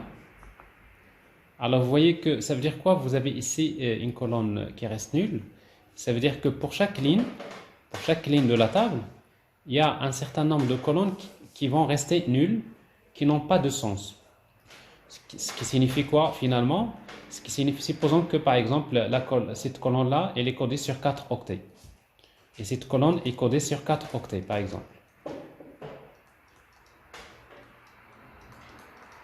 Alors, ça signifie quoi? Ça signifie que pour chaque enregistrement, chaque ligne de la table, pour chaque enregistrement, vous allez réserver de l'espace pour... vous allez réserver un espace de 4 octets pour la matière, par exemple, quand il s'agit d'un étudiant. Mais cet espace-là ne sera jamais utilisé. Alors la même chose ici pour un prof, vous avez ici, vous allez réserver un espace de 4 octets pour la note qui ne sera jamais utilisé. Alors ça alors généralement quand il y a une seule colonne qui reste nulle, sur chaque ligne, quand vous avez 2, 3, 4, 5 colonnes qui restent nulles, bon, il n'y a pas de problème. 5, 6, 7, bon, il n'y a pas de problème, parfois on peut admettre. Mais quand vous avez par exemple une dizaine, sur chaque enregistrement, vous avez une dizaine de colonnes qui restent nulles. Imaginez que par exemple ici, sur étudiant, vous avez d'autres attributs, A1, A2, A3. Et sur par exemple ici enseignant, vous avez l'attribut A4, A5, A6. Alors dans ce cas-là, qu'est-ce qui va se passer dans ce cas-là? C'est que vous allez avoir pour chaque enregistrement, vous allez avoir finalement, il y a 4 colonnes qui vont rester nulles quand il s'agit d'un étudiant et 4 colonnes qui restent nulles quand il s'agit d'un enseignant. Alors ce qui fait que par exemple si vous faites un petit calcul, par exemple si vous avez une dizaine de colonnes qui restent nulles, imaginez que 10 colonnes qui restent nulles, ça veut dire que vous allez finalement pour chaque enregistrement vous réserver 10 fois 4 octets, c'est-à-dire 40 octets que vous réservez pour chaque ligne que vous n'allez pas utiliser. Ça veut dire que si vous avez, votre table contient 1 million d'enregistrements, c'est-à-dire finalement c'est 40 octets fois 1 million, c'est 40 millions d'octets qui va être réservé dans votre base de données, c'est-à-dire ça occupe l'espace sans en avoir besoin. Alors dans ce cas-là, on va dire que nous avons ce qu'on appelle des trous dans la base de données, c'est-à-dire en termes de stockage, généralement ça prend plus d'espace. Alors généralement, ça dérange pas trop. Le stockage aujourd'hui donc ne pose pas réellement de gros problèmes. Mais plutôt, on va plutôt, si vous voulez, regarder les avantages, parce que les avantages, c'est que quand vous stockez toute la hiérarchie dans une seule table, c'est qu'au niveau modèle relationnel, c'est plus rapide. C'est-à-dire, c'est plus rapide de chercher les données à partir d'une seule table que de les chercher à partir de plusieurs tables. Mais quand vous voyez que par exemple il y a beaucoup de colonnes qui restent nulles pour chaque colonne, c'est-à-dire vous avez plus de colonnes qui sont nulles que des colonnes qui ne sont pas nulles, qui ont des valeurs. Alors dans ce cas-là, il faut se poser la question, ça veut dire que finalement, quand vous avez par exemple plus de colonnes qui restent nulles, ça veut dire que finalement il y a une grande différence, entre les classes dérivées, c'est-à-dire en termes d'attributs. Il y a beaucoup d'attributs de différents entre la classe étudiant et la classe enseignant. Alors dans ce cas-là, au lieu d'utiliser single table, on peut utiliser le modèle table per class. Alors table per class, ça veut dire quoi? Ça veut dire finalement, au lieu d'utiliser une seule table, on va utiliser deux tables dans la base de données. On va avoir la table étudiant et on va avoir la table enseignant. Dans la table étudiant, on va mettre le ID, le nom, la date de naissance et la note. Et dans la table enseignant, on va mettre le ID, la date de naissance et la matière. C'est-à-dire, on les sépare carrément. Alors, dans ce cas-là, tout ce qui concerne les étudiants, on va les stocker dans la table étudiant. Et tout ce qui est les enseignants, on va les stocker dans la table enseignant. Alors, si vous travaillez comme ça, c'est que vous avez utilisé ce qu'on appelle la stratégie table per class. Alors, c'est quoi l'avantage? L'avantage de table per class, c'est que finalement, vous n'avez plus ces problèmes des nuls. C'est-à-dire, on n'a plus dans les tables, on n'a pas des colonnes qui n'ont pas de sens. Donc, je vois que les colonnes qui ont un sens pour les données de la table. C'est-à-dire, il n'y a pas de colonnes qui sont nulles. Mais par contre, l'inconvénient, c'est au niveau de la gestion. C'est-à-dire, par exemple, pour chercher une personne, il faut chercher dans, par exemple, la table étudiant. Si on ne trouve pas, on va la chercher dans la table personne. Plutôt dans la table enseignant. C'est-à-dire, finalement, vous allez gérer deux tables. Donc, vous faites les deux opérations. Alors, dans ce cas-là, en fait, vous allez dire, c'est-à-dire, quand vous cherchez, il faut savoir préalablement, est-ce que vous cherchez un étudiant ou bien un enseignant. Alors qu'ici, il n'y a pas de problème. Je peux chercher une personne. Donc, je n'ai pas besoin de savoir est-ce qu'il s'agit d'un étudiant ou bien d'un enseignant. Donc, si je cherche avec le nom, je vais taper le nom, il va me faire sortir donc toutes les personnes qui ont ce nom. Et après, par la suite, donc, je retrouve facilement donc, mes données. Alors qu'ici, donc, il faut requêter sur les deux tables. Alors, ça, c'est le modèle table per class. Et après, il y a Donc, si vous voyez que ce modèle-là pose problème, il y a un autre modèle qui peut être, si vous voulez, l'autre inconvénient que je n'ai pas dit pour ce modèle-là. L'inconvénient, c'est que dans la table étudiant, vous allez dupliquer, c'est-à-dire vous allez dupliquer, c'est-à-dire les mêmes colonnes, vous allez les retrouver dans plusieurs tables. Si vous avez la colonne nom, la même chose ici. La colonne date de naissance, la même chose, etc. La colonne ID, c'est la même chose. Donc, c'est-à-dire au niveau de la structure, donc finalement, vous êtes en train de faire copier-coller en fait au niveau de la structure des tables. Et l'inconvénient, c'est que quand vous allez ajouter un attribut, par exemple commun, il faut l'ajouter dans les deux tables. En fait, quand je parle de table, mais ça peut être plusieurs tables dérivées, c'est-à-dire plusieurs classes dérivées. Donc, c'est-à-dire vous allez avoir chaque classe dérivée, chaque classe phi, vous créez une table. Dans ce cas-là, donc au niveau c'est pas assez pratique, en tout cas pour quand il s'agit d'utiliser donc c'est-à-dire ce modèle table per class. Mais ce modèle table per class, il est utile, il est plutôt évident quand vous avez une grande différence. Quand vous regardez les attributs de étudiants et vous regardez les attributs de enseignants, et quand vous regardez les spécifications fonctionnelles, c'est-à-dire vous avez des specs pour la gestion des étudiants et vous avez des specs pour la gestion des enseignants, bon, ça veut dire finalement que étudiants et enseignants, c'est séparé. Dans ce cas-là, c'est préférable d'utiliser donc table per class. Vous pouvez les séparer parce qu'il y a une grande différence entre ces deux entités. Mais quand vous voyez que généralement il n'y a pas une grande différence entre les entités, par exemple vous gérez les différents types de comptes bancaires ou bien vous gérez donc différents types de produits parce que de toute façon il s'agit d'un produit, alors dans ce cas-là, ce modèle-là n'est pas très approprié. Alors la troisième solution, au lieu d'utiliser table per class, on peut utiliser joint table. Alors, joint table, ça veut dire quoi finalement? C'est-à-dire finalement, on va utiliser en fait, d'abord, on va créer la table. Pour pour la classe personne, on va créer une table personne dans laquelle on va garder le nom, le ID, le nom et la date de naissance, c'est-à-dire tout ce qui est en commun. Ici donc. Et après, on va créer également la table étudiant dans laquelle on va garder que la note, la colonne note. Vous avez la table enseignant dans laquelle on va garder que la colonne matière. Et après, on va, soi-disant, on va transformer l'héritage en relation. C'est-à-dire, au lieu de dire un enseignant est une personne, c'est comme si vous dites finalement un enseignant appartient à une personne. Et un étudiant appartient à une personne. C'est-à-dire finalement, au lieu de l'héritage, ça devient une association. Et dans ce cas-là, ben, tout simplement, la clé primaire de personne devient clé étrangère ici. Donc ici, c'est ID de personne. Ça, c'est ID de personne. Alors, ça, c'est comme ça qu'on gère la relation de joint table. C'est-à-dire, vous allez avoir ici, par exemple, quand j'enregistre un étudiant qui a ici, donc j'ai la personne 1, le nom 1, la date de naissance. Mais dans la table étudiant, je sais que la personne 1, il s'agit d'un étudiant et qu'elle a la note 15.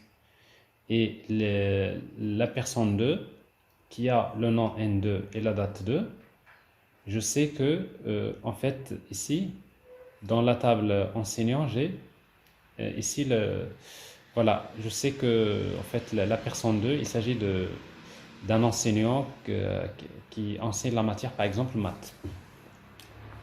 Alors, avec ce modèle-là, joint table, bon, l'avantage, c'est quoi? La même chose ici, il n'y a pas on n'a plus ce problème de nul. Le deuxième avantage, c'est qu'on n'est pas obligé de dupliquer les colonnes dans plusieurs tables. Ici, donc, vous voyez, donc on ne reprend pas les colonnes. Mais par contre, l'inconvénient, c'est quoi? C'est que vous avez des relations. Ça veut dire qu'à chaque fois que vous voulez charger une personne, que ce soit étudiant ou plutôt enseignant, ben finalement, vous êtes en train d'utiliser des jointures. C'est-à-dire, vous faites des sélections entre la table personne et la table étudiant et la table enseignant. Donc, ce qui fait que vous savez que dans les requêtes SQL, à chaque fois que vous avez des jointures, ça prend du temps. C'est-à-dire, en termes de performance, quand vous avez une grande quantité de données à gérer, généralement, c'est relativement plus lent. Donc, en résumé, si vous voulez voir le modèle le plus rapide et le plus efficace, c'est le modèle single table. Donc, ça, généralement, dans la majorité des cas, on privilégie le modèle single table, c'est le plus utilisé. Et quand vous avez le nombre de colonnes qui reste nul, il est important, il est plus important que le nombre de colonnes qui ont des valeurs. Alors, dans ce cas-là, il faut se poser la question, alors si vous avez une grande différence entre c'est-à-dire une grande différence entre les entités. Bon, ça signifie finalement que cet héritage-là, il faut se poser la question, parce que généralement, si vous regardez dans votre modèle de classe, vous avez les étudiants, ils ont des règles de gestion, et les enseignants, il y a des règles de gestion. Alors dans ce cas-là, carrément, vous pouvez les séparer. Alors dans ce cas-là, on peut aller vers le modèle table per class. Et sinon, si vous voulez éviter de reprendre plusieurs colonnes, c'est quand vous avez plusieurs colonnes encore qui sont reprises dans les tables, alors dans ce cas-là, on peut aller vers le modèle joint table. Alors joint table, donc, il a le mérite d'avoir deux avantages. Premièrement, c'est qu'on n'a pas des valeurs nulles dans le stockage. Et le deuxième, c'est bien sûr, c'est que ici, on ne reprend pas les noms, plusieurs colonnes, on ne va pas les reprendre dans plusieurs tables inutilement. Est-ce que c'est clair?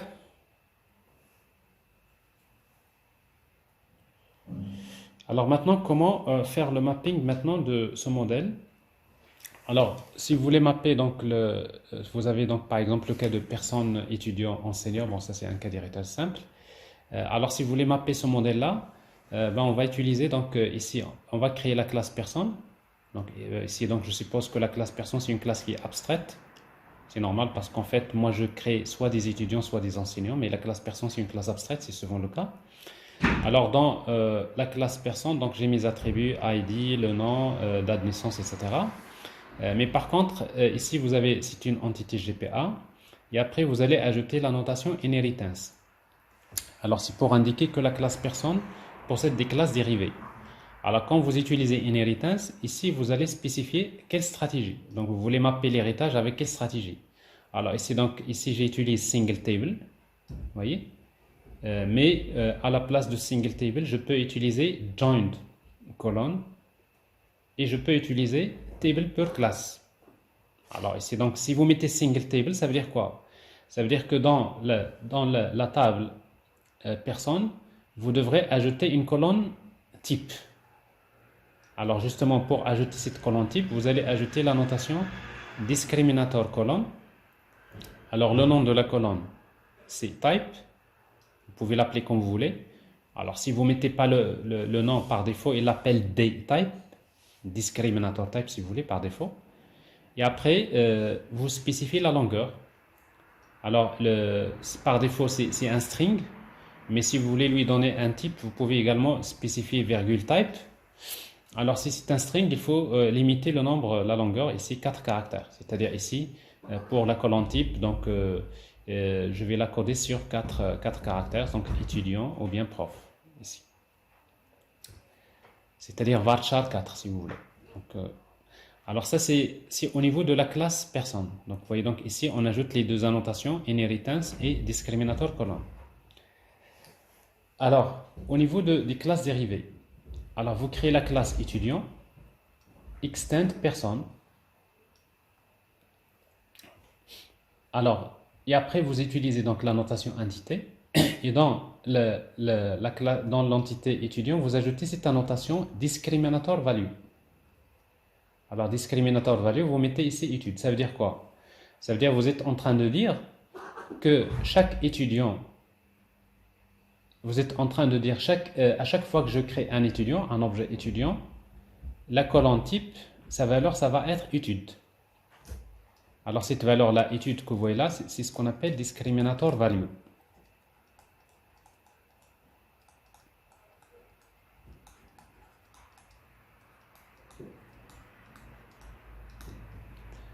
Alors ça, c'est la colonne type, c'est discriminator colonne.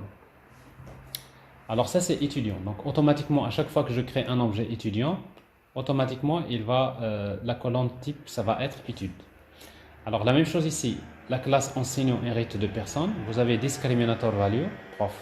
Donc à chaque fois que je crée un objet de type prof, il va être enregistré dans la table personne avec la colonne type égale prof. Et c'est tout. Alors ça c'est single table. Alors dans ce cas-là, vous créez plutôt une interface repository pour gérer des personnes, une seule interface pour gérer des personnes.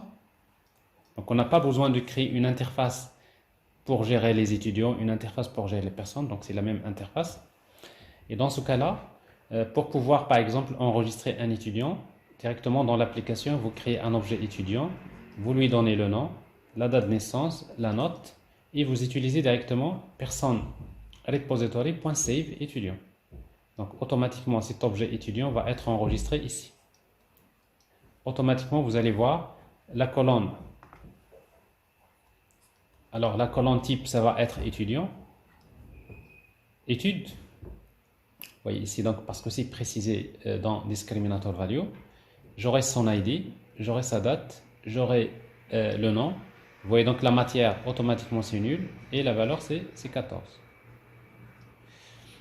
Et pour enregistrer un enseignant, la même chose. Donc je crée un objet enseignant. Ici, Mohamed. La date de naissance, new date. la matière c'est maths, save, enseignant. Donc c'est toujours avec la même interface, person repository. Bon, c'est-à-dire dans ce cas-là, je vais avoir ça. Donc ici, discriminator value c'est prof, ID, la date de naissance, le nom, et après la matière.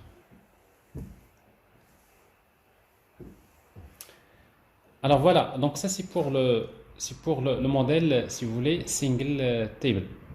Alors si vous voulez utiliser le modèle table per class, alors dans ce cas-là, qu'est-ce qu'on va faire? Ben, tout simplement, on va utiliser dans la classe personne, on va utiliser donc entity. Vous utilisez inheritance directement. Et dans stratégie, égale à quoi? Égale table per class. Alors automatiquement, il sait que chaque classe qui hérite de la classe personne, il va lui créer une table séparée. Donc on va avoir la table étudiant et la table personne. Et dans ce cas-là, la table étudiant, c'est une simple entité et la table enseignant, c'est une simple entité. Alors dans ce cas-là, la même chose, ici c'est le même code. Vous créez des étudiants, vous les enregistrez. Vous créez les enseignants, vous les enregistrez. Vous voyez donc en termes de codage de votre application, finalement c'est la même chose. C'est-à-dire, mais sauf que ici, quand vous faites save, cet étudiant va être enregistré dans la table étudiant. Et quand vous faites ici person repository.save enseignant, il va être enregistré dans la table enseignant. Alors ça c'est la stratégie table per class.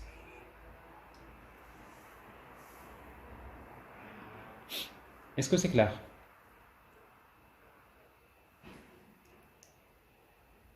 Et après l'autre c'est join table, ben, la même chose. Ici donc avec le join table, qu'est-ce que vous allez avoir? Vous allez avoir ici dans la classe personne, vous avez inheritance, stratégie, et vous mettez joined tout court. Alors inheritance.joined, donc ça c'est la valeur. Et voilà, et après par la suite la même chose. Bon, ici il n'y a rien à spécifier, c'est une entité, là c'est une entité. Et la même chose ici, donc vous créez ici un étudiant, vous l'enregistrez, vous créez un enseignant, vous l'enregistrez de la même manière. Mais quand vous regardez la base de données, vous allez trouver qu'il y a trois tables. Il y a la table personne. Vous voyez donc ici un étudiant, quand vous l'enregistrez, il y a les attributs de étudiant. Il y a une partie qui va être enregistrée dans la table personne, notamment son ID, sa date de naissance et son nom. Mais l'autre partie des données, il va être enregistré dans la table étudiant. Ici, donc, je vois la note et je vois donc la clé étrangère, c'est ici, vous voyez, ça correspond à ça. Alors, la même chose ici, quand j'enregistre un enseignant, ben, l'enseignant, il est enregistré en fait, il est enregistré, une partie des données de l'enseignant sont enregistrées dans la table personne. Et tout ce qui est spécifique l'enseignant, tout ce qui est commun, il est enregistré dans personne, et tout ce qui est spécifique à l'enseignant est enregistré dans la table enseignant. C'est bon? Est-ce que c'est clair pour tout le monde? Alors voilà, donc voilà ce qui concerne, en tout cas ce qu'il faut savoir concernant le mapping des relations entre les entités, mapping l'héritage. Donc vous voyez, donc c'est pas assez compliqué, mais quand même c'est quelque chose qu'il faut pratiquer. Ben, justement pour pratiquer tout cela, donc vous pouvez donc on va essayer de travailler sur un exemple de projet. Alors donc pour matérialiser un peu tout ce que nous avons fait jusqu'à présent, donc on va essayer de travailler sur un exemple de projet. Bon, j'ai choisi donc pour vous donc le cas d'une application de gestion classique de cinéma. Donc on souhaite créer une application web et mobile qui permet donc de gérer des cinémas. Alors chaque cinéma se trouve dans une ville qui est définie par son code, son nom, sa position géographique. Le cinéma contient un ensemble de salles. Chaque salle est définie par son numéro, le nom, et chaque salle contient un ensemble de places. Chaque place a un numéro qui est positionné géographiquement, c'est-à-dire on va garder les informations de géolocalisation, comme par exemple longitude, latitude, par exemple de la place. Et après, quotidiennement, on programme plusieurs projections de films dans des salles. Alors chaque projection se déroule à une séance donnée, qui se déroule dans une séance donnée, donc concerne un film, et se déroule dans une salle, à une date de projection, avec un prix qui est fixé pour la projection. Chaque séance est définie par son numéro, leur début, leur fin. Pour chaque projection, on prévoit un ensemble de tickets. Et chaque ticket concerne une place. Et défini par, donc pour le ticket, on va définir en fait des attributs comme le nom du client, le prix du ticket et le code paiement, bon, un code de paiement. Les films sont classés par catégorie. Et après, l'application se compose de deux parties. Il y a la partie back-end et la partie front-end. Alors pour les exigences fonctionnelles, donc on veut créer une application qui permet de gérer les cinémas, gérer les salles et les places, gérer les films, gérer les projections et gérer les tickets. Bon, la partie back-end, il est basée sur Spring. Bon, en pratique, il va se composer de trois couches. Il y a la couche DAO, comme on a l'habitude de faire. Dans la couche DAO, donc, on aura les entités GPA plus les interfaces qui sont basées sur Spring Data, GPA, Hibernate. Il y a la couche métier, dans laquelle on va définir une interface qui implémente quelques spécifications fonctionnelles. Voilà. Et après, donc, vous avez la couche web, dans laquelle on va utiliser voilà, Spring Data REST. On va utiliser on va créer en fait, des web services RESTful, mais également on va créer des contrôleurs et des REST controllers. Donc dans ce projet-là, il y a une partie qu'on va travailler, ça va être la partie rendue côté serveur avec TeamLeaf, et une partie donc ça va être en fait une partie donc ça va être donc c'est rendu côté client, dans laquelle on va utiliser le framework Angular. Donc ça c'est quelque chose dont on va essayer c'est une partie dans laquelle on va faire un cours après. Mais en tout cas, donc il faut projeter de travailler avec un framework comme Angular pour la partie front-end, pour la partie par exemple une partie de l'application. Et après pour la sécurité, donc on va utiliser donc Spring Security et on va utiliser JSON Web Token donc pour voir comment faire l'authentification de type stateless. Alors, ça c'est le modèle qu'on veut créer. Donc vous voyez ici, donc vous avez un cinéma, se trouve dans une ville. Vous avez une ville concerne plusieurs cinémas. Vous avez une relation plusieurs à plusieurs. Plutôt one to many, many to one. Vous avez dans un cinéma, on va trouver un ensemble de salles. Donc ici vous avez one to many, la même chose. Alors dans une salle, on va trouver un ensemble de places. Donc, vous avez ici également one to many, many to one. Alors vous voyez, donc ça c'est la première partie. Donc cinéma se trouve dans une ville, c'est-à-dire quand je connais la ville, je peux savoir la liste des cinémas de la ville.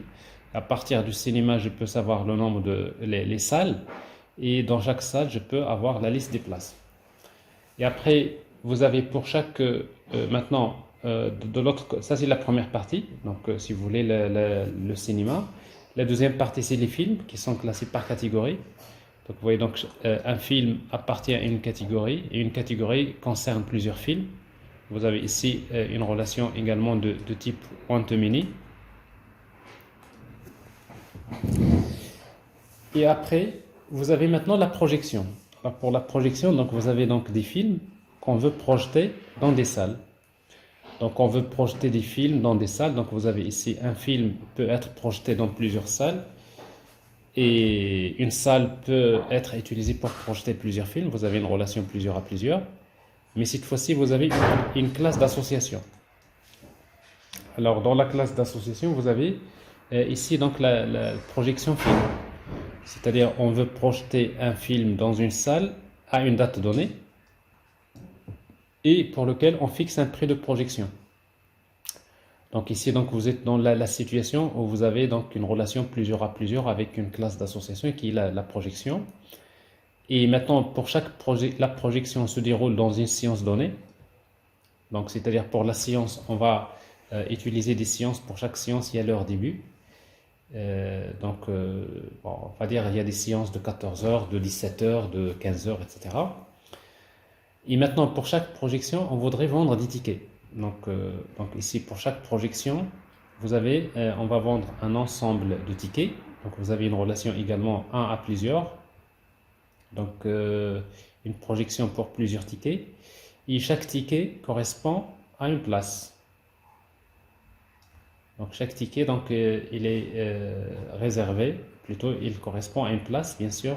La même place peut correspondre à plusieurs tickets. Vous avez une relation 1 à plusieurs. Alors ça c'est le modèle sur lequel vous allez travailler. Bon, après, la même chose, comme je disais tout à l'heure, donc vous avez une relation ici entre salle et projection, vous avez une relation plusieurs à plusieurs, avec une classe d'association, alors que vous pouvez traduire par l'équivalent, c'est utiliser donc salle, donc c'est-à-dire comme si vous dites un film, pour un film, on va créer plusieurs projections, et chaque projection se déroule dans une salle. Encore, on veut créer des projections. Chaque projection correspond à une salle, se fait dans une salle, et il correspond à un film. Donc, c'est-à-dire, on est dans cette logique, transformer la relation plusieurs à plusieurs avec une classe d'association en fait de relation one-to-many, many-to-one.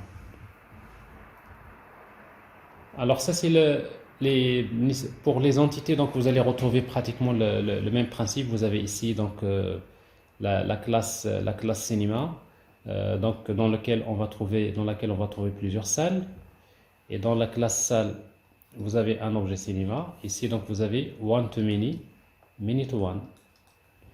Alors la même chose ici, dans une ville vous avez une collection de cinéma, vous avez ici one to many, ici many to one. Et dans une salle également, on va trouver une collection de places. Vous avez ici donc encore one to many. Ici dans place, vous avez correspond à une salle. Vous avez many to one. Et après donc pour chaque salle, on veut garder les projections. Vous avez une collection de projections, une liste de projections. Ici donc voilà, c'est one to many. Et après, donc, la projection, le film, la même chose, donc, il est en relation avec projection, la même chose, donc, pour chaque film, vous avez plusieurs projections, c'est one to many. Bon, un film appartient à une catégorie, c'est many to one. Une projection, vous voyez, donc, une projection, il est défini par la date de projection, par le prix, et une projection se déroule dans une salle, vous avez ici many to one. Il correspond à un film, c'est many to one. Et après, pour chaque projection, on voudrait vendre un ensemble de tickets. Vous avez une collection de tickets, c'est-à-dire vous avez one to many. Et après, donc, une projection se déroule dans une séance. Donc, vous avez many to one. Ici, donc, la séance est définie par son ID, par la date de début. Alors, pour le ticket, donc, la même chose. Donc, vous avez chaque ticket, on va le définir par son ID, par le prix, le code paiement, et après réservé pour indiquer si le ticket est réservé ou pas. Et vous avez donc en fait un ticket correspond à une place, donc vous avez many to one, et après un ticket concerne bien sûr une projection, vous avez également many to one. Bon, alors si vous regardez bien donc ce modèle, vous allez trouver à peu près c'est ce que je viens de vous montrer ici. Bon, après, vous allez créer donc les interfaces Cinema Repository pour gérer les cinémas, catégorie Repository, film Repository, ville Repository, place Repository, projection Repository, salle Repository, séance Repository, ticket Repository. Donc ça, c'est pour gérer les entités. Alors ici, donc vous avez en fait une partie de la partie front-end qu'on va travailler avec Angular. Ici, par exemple, dans l'application, je veux, par exemple, j'ai un ensemble de villes. Donc, je voudrais, par exemple, sélectionner la ville. Et dans chaque ville, je vais avoir la liste des cinémas. Ça, c'est la liste des cinémas. Et à chaque fois que je sélectionne un cinéma, j'ai les salles. Ici, j'ai plusieurs salles. Et pour chaque salle, on va présenter les séances, c'est-à-dire les projections. Alors ici, donc, je vois ici, donc, il y a un film qui est projeté. Il y a plusieurs projections en fait. Il y a de chaque projection dans une séance. Il y a une séance de 14h, de 17h, 20h, 23h, etc. Alors ici, donc ça, ça c'est pour spécifier la projection. Et quand on sélectionne une projection, à chaque fois que je sélectionne une projection, j'ai la liste de tickets. Et à chaque fois, donc, je peux réserver un ticket. Alors ici, en cliquant ici, donc, je peux réserver plusieurs tickets. Et pour réserver, donc, je vais juste spécifier les informations sur le nom du client et le code paiement. Ici, donc, alors après vous, bien sûr, vous allez essayer d'améliorer tout ça. Ici, donc, je suppose que j'ai un code paiement pour effectuer le paiement et payer ticket. Donc, ça permet d'effectuer, de réserver ces tickets-là pour cette séance. Alors, cette séance, normalement, concerne ce film et se déroule dans cette salle et qui concerne ce cinéma-là dans cette ville-là.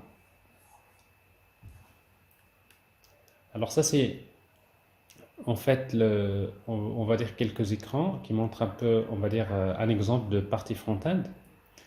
Alors pour la couche service, donc il y a des méthodes. Donc ici vous allez créer donc dans la couche service, vous créez des méthodes pour initialiser les données dans le cinéma. On va créer une méthode qu'on va appeler initVille et initialiser le cinéma, initialiser les salles, place, séance, catégorie, film, projection, ticket. Alors tout ça c'est pour juste remplir la base de données avec des données. Alors ce qui fait que quand vous implémentez cette interface, cinéma, initialisation, implémentation, alors on a besoin des interfaces repository, toutes les interfaces repository. On va les injecter bien sûr. Et par exemple, pour Init Cinema, initVille, je vais créer une liste de villes, Casablanca, Marrakech, Rabat, for each. Et après, je crée une ville, setName. Et après, ville repository.save. Donc ça, si vous voulez, la méthode initVille, il permet d'enregistrer dans la base de données 5 villes. La même chose, Init Cinema, on va ici, donc dans chaque ville, on va ajouter des cinémas. Alors j'utilise donc ville repository find all. Donc je vais chercher toutes les villes et pour chaque ville je vais créer des cinémas. Donc quels sont les cinémas? Je vais créer une liste par exemple de cinémas. Ici vous avez des exemples. Et pour chaque nom, ici for each, ça c'est le nom du cinéma. Je crée un cinéma, je définis le nom, je définis le nombre de salles aléatoirement, par exemple random, c'est 3 plus un nombre aléatoire entre 0 et 7, ça fait entre 3 et 10 salles aléatoirement. Et après donc ce cinéma-là, je vais définir la ville, cinéma.setVille, V, parce que là je suis en train de parcourir les villes. Et j'enregistre le cinéma. Mais je fais la même chose pour remplir la liste des salles. Ici donc cinéma repository find all for each. Pour chaque cinéma, je vais créer des salles. Maintenant, combien de salles? Bon, je sais que dans cinéma, j'ai ici le nombre de salles qui est généré aléatoirement ici. Donc je vais parcourir donc for i égale à 0 jusqu'à le nombre de salles. Et après, je vais créer des salles. Je définis le nom de la salle. J'associe la salle au cinéma. Et après, je définis le nombre de places. La même chose, le nombre de places, c'est 15 plus un nombre aléatoire entre 0 et 20. C'est-à-dire, ça va faire 15, minimum 15, maximum, c'est 35 places. Et après, salle repository.save, salle. Donc, j'enregistre ici la salle.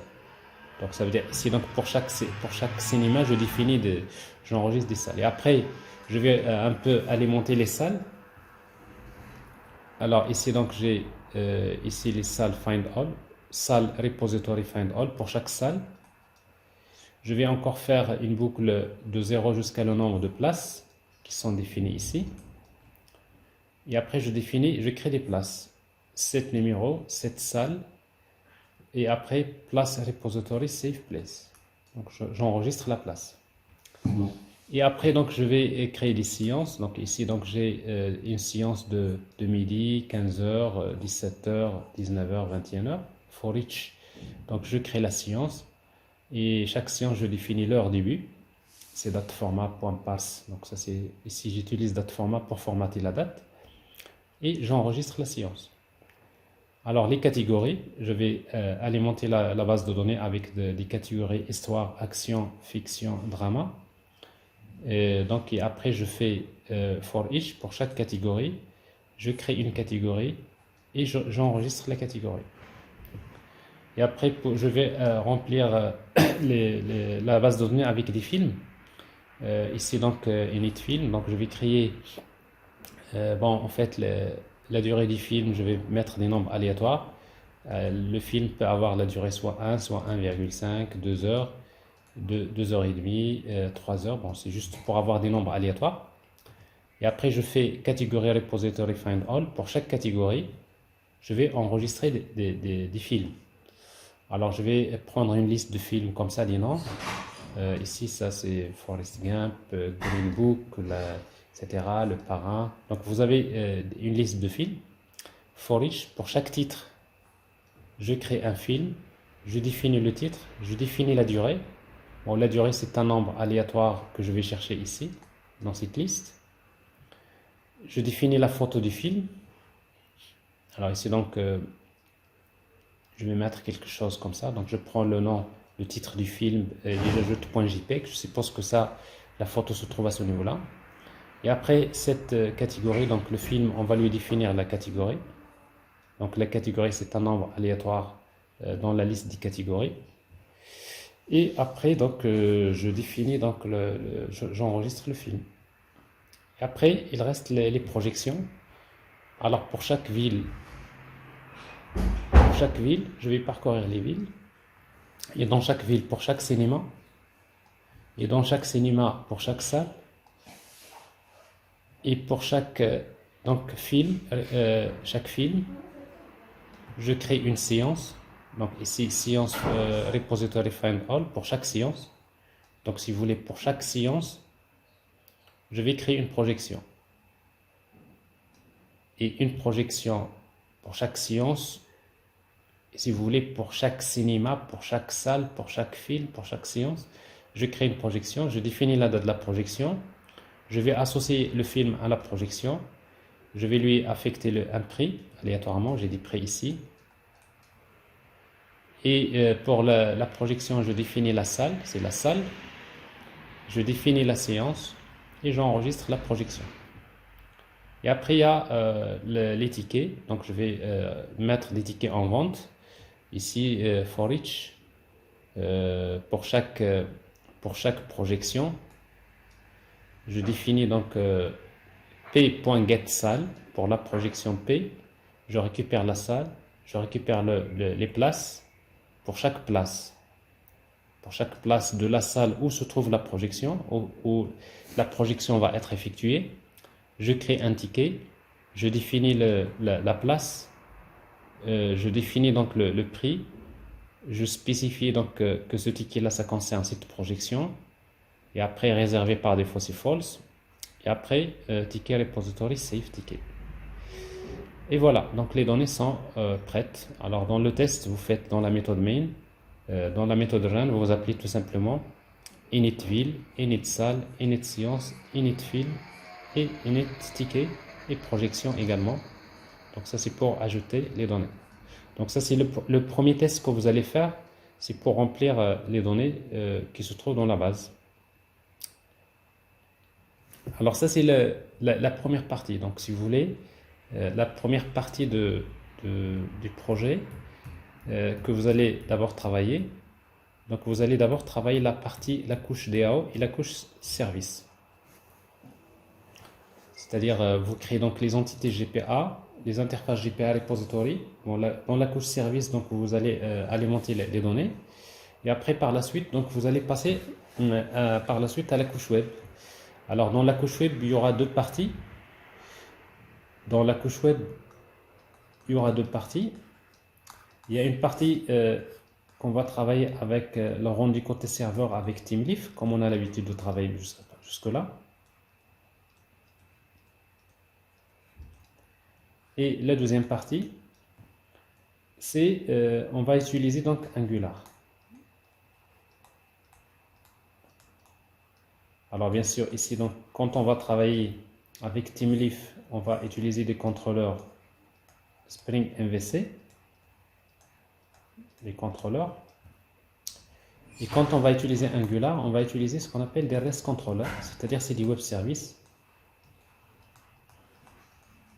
mais qui permettent de générer les données au format JSON. Alors pour vous aider, parce qu'en fait il ne reste pas beaucoup de temps, alors pour vous donner un coup de main pour pouvoir, en fait la première partie de ce travail-là, donc vous allez recevoir un mail dans lequel vous avez une série, quelques vidéos qui montrent comment réaliser cette première partie. Et après par la suite, donc ça c'est la première des choses que vous allez faire. Et après la suite, vous allez personnaliser chacun son application.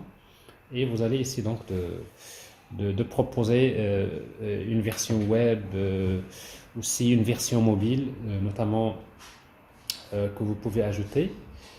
Donc ça c'est pour donner, en fait, c'est un peu, l'objectif c'est de synthétiser un peu, on va dire, tout ce que nous avons fait, mais en même temps ça vous permet un petit peu de monter en compétence sur un exemple.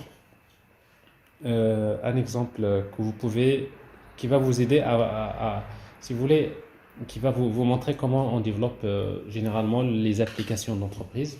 On essaiera de respecter un minimum de bonnes pratiques, mais forcément, si vous voulez faire quelque chose de mieux, il y a encore d'autres choses que nous n'avons pas précisées, nous n'avons pas utilisées dans cette application.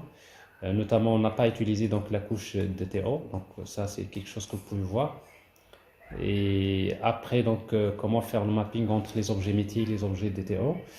Donc, on aura l'occasion de parler de cette partie-là dans une séance.